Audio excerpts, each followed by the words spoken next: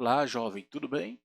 Seja bem-vindo aqui para uma revisão, para uma aula acerca da crise econômica de 1929 que ocorreu nos Estados Unidos e abalou as estruturas econômicas do mundo.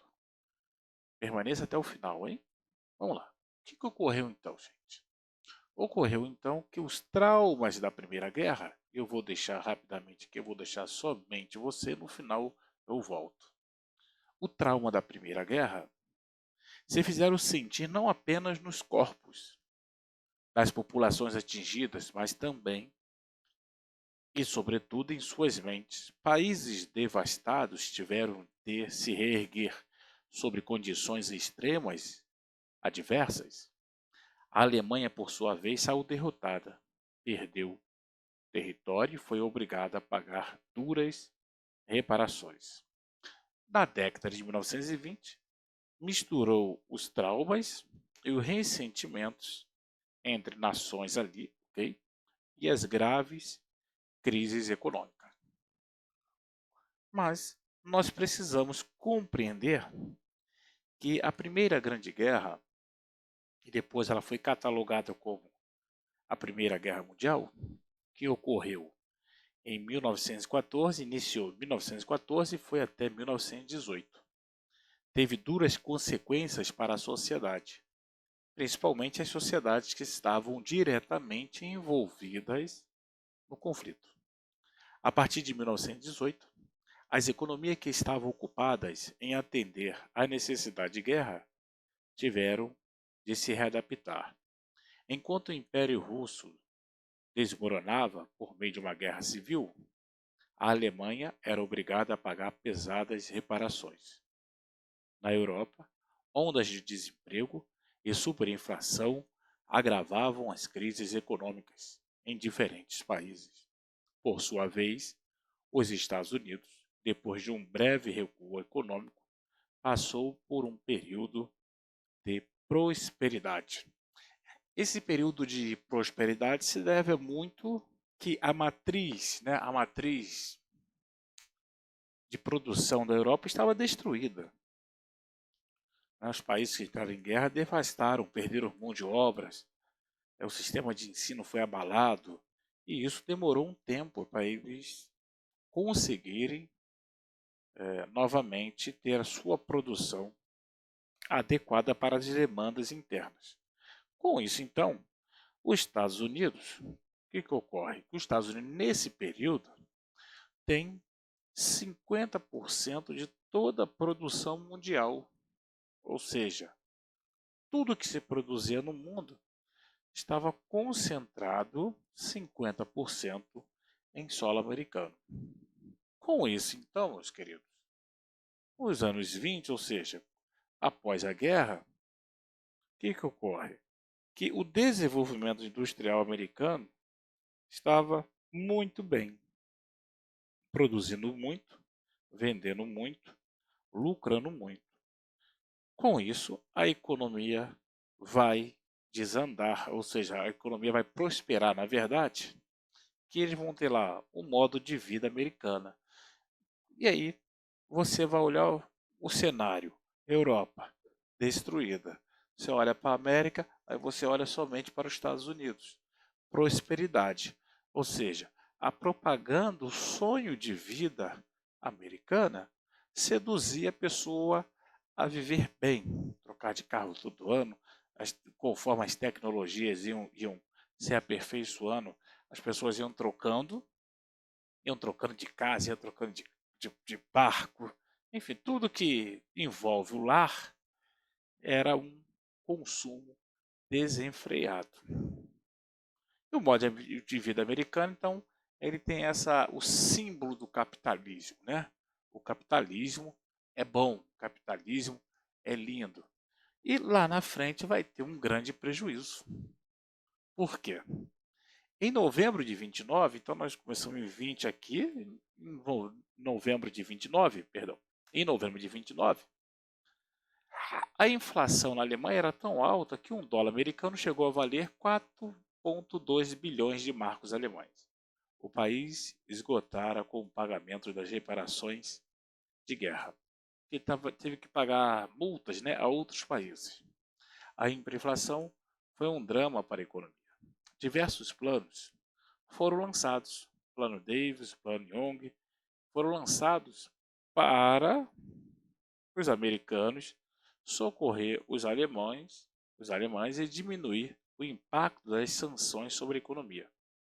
Em 29, a economia tinha voltado em seus níveis antes da guerra. Logo em seguida, veio a quebra da Bolsa de Nova York. O que ocorreu? A Europa, ela então ficou aproximadamente 10 anos, né? 9 anos, 10 anos, dependendo muito do mercado fora da Europa.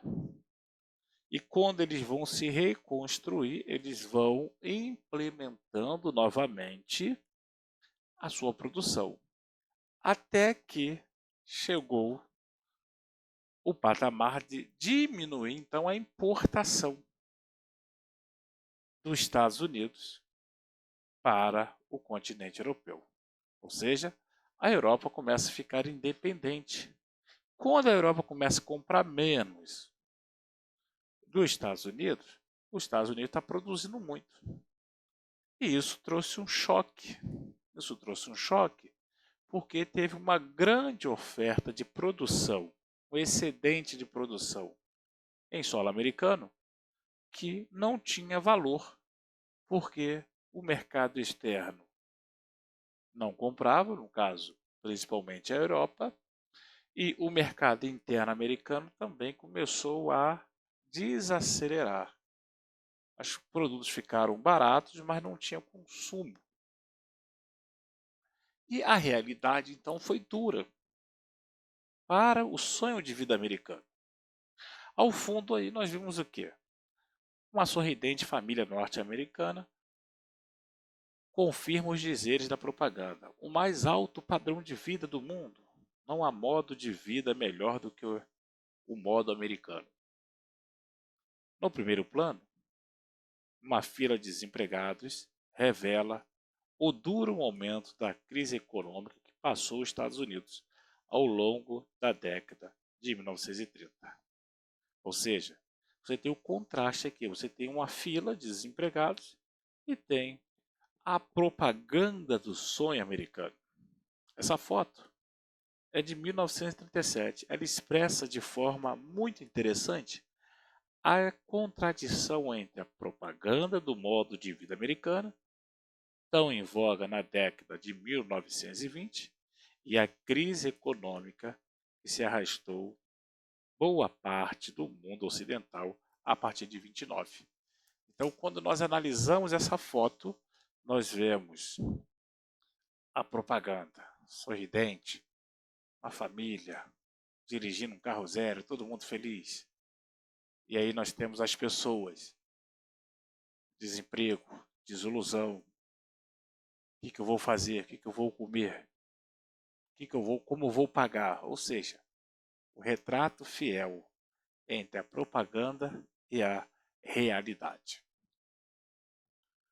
Os Estados Unidos, então, entrou em depressão. Tinham vivido uma década de euforia representando a American of Life. Depois de um período áureo, a economia norte-americana entrou em bancarrota. Entrou em bancarrota com a quebra da Bolsa de Nova York em 24 de outubro de 1929, que ficou conhecido como a Quinta-feira Negra. Em alguns dias, o valor das ações desabou, arruinando o patrimônio de centenas de famílias de pessoas. Ou seja, pessoas que fizeram investimentos de risco, que a bolsa é um investimento de risco, e depositavam ali as suas reservas de vidas, né? De vidas, todo o patrimônio herdado, todo o patrimônio eles colocavam na bolsa. Só que quando veio a quebra, ou seja, a pessoa tinha lá R$ 1 milhão investido, quando chegou na quebra, aquilo valia R$ 100, R$ 200, R$ 50 ou valia até nada. O povo ficou doido, principalmente aqueles que investiram, aqueles que tinham comprado a prazo porque tinha muita facilidade ao crédito. O povo então ficou num colapso social, emocional, podemos falar até espiritual, vários suicídios, matavam-se família. Foi o caos. Foi o caos nesse período aqui para o povo americano. Depois da prosperidade dos anos 20, a América entra numa profunda crise econômica, que ficou conhecido como a Grande Depressão. Por falta de demanda das atividades produtivas, diminuíram seu ritmo. Com isso, as empresas dispensaram seus funcionários.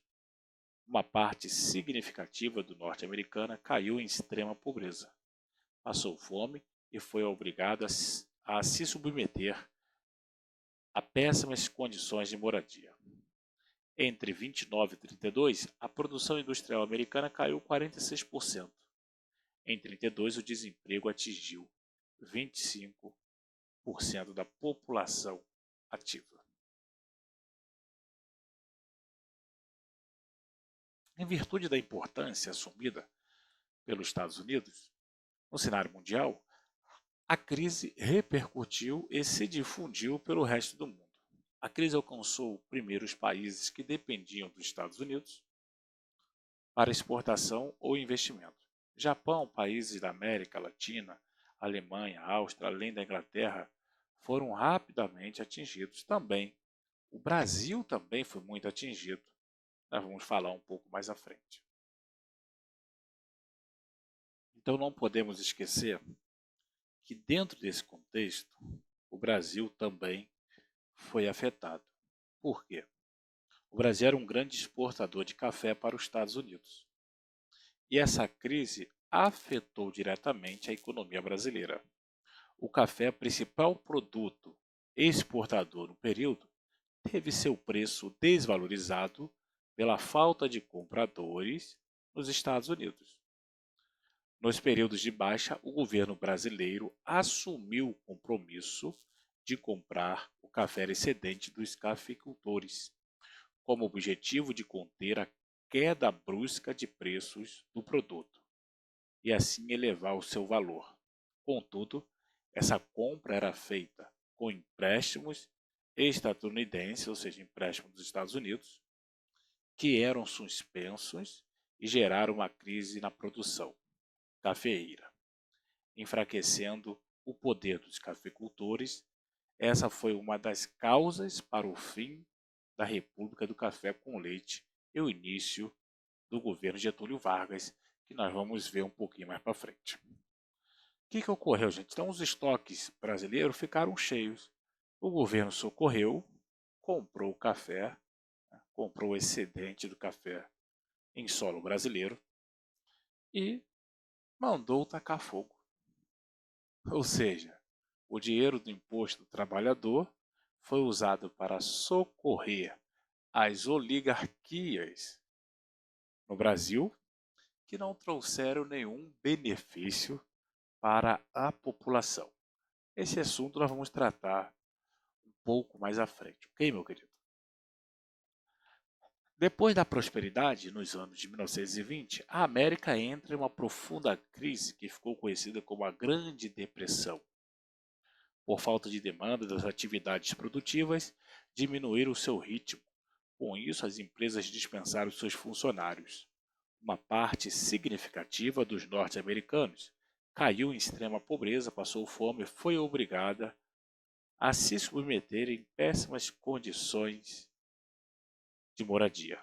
A crise econômico-social foi tão profunda que, por vezes, pareceu incontornável e acabou fragilizando o regime democrático liberais. Ou seja, gente, aqueles que eram defensores do liberalismo econômico, né, do capital, do capitalismo, eles ficaram em situações muito difíceis, porque não tinha como sanar essa crise e que logo à frente eles tiveram que ter uma intervenção estatal na economia.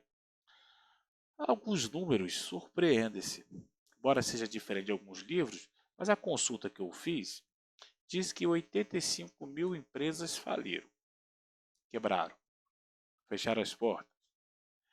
17 milhões de desempregados. 9 mil bancos faliram. Eu vi um livro que trouxe 4 mil e depois o outro trouxe 9 mil bancos. Fiquei um pouco na dúvida aqui, mas tem fonte que traz 4 e tem fonte que trouxe 9 mil bancos. Ou seja, o colapso total em solo americano. A economia entrou literalmente no fundo do poço. E muita gente morreu aí, gente. Muita gente. Aí depois você teve lá, você teve a lei seca, você teve a máfia atuando nos grandes centros, você tem um grande número de pessoas sendo mortas por dívidas, você teve grande número de pessoas suicidando, né, porque perderam tudo, não tinha mais expectativa de vida. Isso tudo impactou também no cinema, que aí as grandes produtoras de filme, nesse período de crise, começaram a fazer filme, né, rodar filme, escrever filme, aonde o bem sempre vencia o mal, ou seja, era uma forma de incentivar a esperança através da propaganda, que valia a pena ser bom, que valia a pena o mocinho, né? Sempre tem um mocinho que vai vencer o malvadão. Então a indústria começa, por isso que nós temos aí uma série de personagens, né? Se a gente olha aí um pouquinho a história do cinema americano, nós temos diversos personagens, desenhos, quadrinhos, enfim, que sempre eles vão triunfar sobre o mal. Para enfrentar a crise, precisava mudar o sistema econômico. E eles vão criar lá o novo acordo, que foi proposto pelo candidato democrata vencedor da eleição, Delano Roosevelt. A equipe de Roosevelt havia sido influenciada pelas ideias do economista britânico John Keynes, que era contra o liberalismo. E o que é o liberalismo? A palavra liberal deriva do latim liber, livre ou não escravo. O liberalismo é, portanto, um sistema político e econômico que se baseia na defesa da liberdade individual e do mercado, da propriedade privada e da menor interferência possível do Estado na economia. Só que agora o Estado, o governo americano, ele vai intervir na economia para evitar futuras crises do capitalismo. Ou seja, ele vai sanear o setor bancário, né, vai quitar as dívidas, vai desvalorizar o dólar em 40% para favorecer as exportações, ou seja, se o dinheiro americano estava muito valorizado no mercado internacional, desvalorizava em relação a outras moedas para os produtos americanos serem vendidos para fora do país. Fez esforços por diversas medidas para recuperar salários e preços, financiou e dirigiu programas de grandes obras, né, obras de infraestruturas, enfim, diversas obras, diminuiu a jornada de trabalho com o objetivo de aumentar a vaga de empregos, adotou importantes leis sociais sobre aposentadorias e indenizações dos desempregados e sindicatos. Estava lançado então a base do bem-estar social. Esse regime se consolidou a partir da Segunda Guerra Mundial, que é um assunto que nós vamos trabalhar também um pouco lá na frente. Por não gerar resultados econômicos espetaculares, o novo acordo foi duramente criticado pelos republicanos defensores do liberalismo clássico. Os republicanos censuravam também a crescente personalização do poder em torno do presidente. Muito popular, Roosevelt foi eleito em 1936. É uma aula bem simples, gente. É uma aula bem simples que eu acredito aí que dá para você acompanhar tranquilo, tem muito que explorar aqui, né, essa revisão. Então você tem que lembrar o quê? Né? Você tem que lembrar da guerra, né, do período da Grande Guerra, a Europa, os Estados Unidos entra pequeno e sai muito grande financeiramente, geopolítico. Nós temos aí o ciclo da economia após a Grande Guerra, que foi lucros obtidos e reinvestidos no Brasil, intensa industrialização, diminuição da inflação e desemprego, facilidade de crédito e o aumento do consumo. Ou seja, você junta esses 5 elementos, você vai ver que a sociedade, então, ela está aí vivendo o sonho de vida como o melhor estilo de vida do mundo. Nós não podemos esquecer que o crescimento estadunidense também ficou conhecido como a sociedade do consumo, ou seja, um marketing muito forte, né? Um marketing muito forte, despertando o consumo desenfreado. Tivemos então as políticas de imigração mais restritivas, então eles começam a selecionar, né, quem poderia entrar para viver o sonho americano. Nós também não podemos deixar de passar aqui o crescimento dos grupos raciais e discriminatórios, como a Ku Klux Klan. E logo depois, no meio da crise, nós temos a vigência da lei seca. Na bolsa, nós já falamos fatores, né? A expectativa desenfreada sobre a bolsa, a quinta-feira negra, a Grande Depressão, né? Então após a quinta-feira negra, a Grande Depressão, falta de emprego, falta de moradia, falta de crédito, o colapso social. Nós temos em 32 as eleições do New Deal, ou seja, o novo acordo, que ele vence, e esse novo acordo, o que estava lá propondo? O que estava sendo proposto, né, na verdade? A intervenção estatal na economia, controle da produção, assistência social, imposto sobre as fortunas, incentivo à sindicalização e à previdência social e o incentivo das obras públicas.